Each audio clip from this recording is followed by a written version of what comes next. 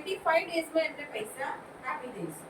હવે 25 દિવસમાં પૈસા ફાર્મર પાસે આવશે એટલે ફાર્મરને શું કોઈ બીજા પાસે લેવા જવું પડશે તો કે ના. બીજી કોઈ જગ્યાએ એને ઇન્ટરેસ્ટ પે કરવું પડશે તો કે ના. પૂરતું એને શું થશે કે હું વધારે આમાં પ્લાન્ટેશન કરું કે જેથી કરીને વધારે હું કમાઉં. એટલે ઓટોમેટિક ફાર્મર આપણી સાથે જોડાશે. હવે હું ફાર્મર પાસેથી તમે બધો માલ લઈ લીધો. હવે હું શું કરીશ?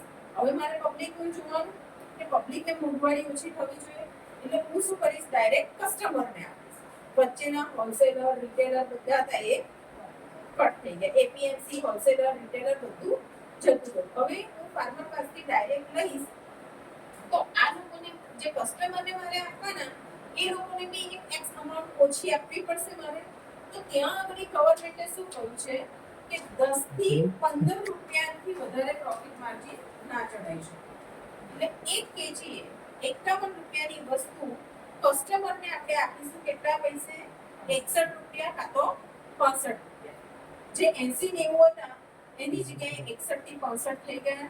તો આ બાજુ કસ્ટમરને બી ફાયદો થયો, આ બાજુ કસ્ટમરને ફાયદો થયો, આ બાજુ ફાર્મરને ફાયદો થયો. તો દેશ ઓટોમેટિક આપણો આગળ આવશે. પણ એઝ અ પ્રોડ્યુસર કંપની આ તો કસ્ટમરનો ફાયદો થયો અને ફાર્મરનો ફાયદો થયો. કંપની કેમ કરશે?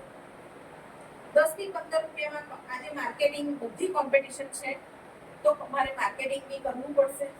મારે એમ્પ્લોયી જે રાખીશ એને સેલેરી બી આપવો પડશે. મારે જે બી એ કરીશ એનું પેકિંગ બી કરવું પડશે. 250 500 ગ્રામ કિલો 5 કિલો એ પ્રમાણે મારે પેકિંગ બી કરવું પડશે. રાઈટ? એ બધી વસ્તુઓ મૂકવા માટે મારે ગોડાઉન રાખવું પડશે. એમ્પ્લોયી હશે એના માટે ઓફિસ રાખવી પડશે. તો આ બધું એક્સપેન્સ 10 થી 15 રૂપિયામાં તો નહીં થાય. અને એ થઈ જશે એઝ અ કંપનીમાં પ્રોફિટ જ નહીં મળે તો હું બી આ વસ્તુ કેમ કરીશ?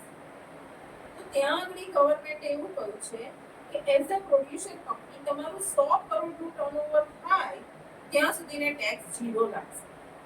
આ પ્રોડ્યુસર કંપનીનો સૌથી મોટામાં મોટો બેનિફિટ. રાઈટ? હવે બીજું 100 કરોડની ઉપર જશે તો ટેક્સ કેટલો લાગશે? કે 5%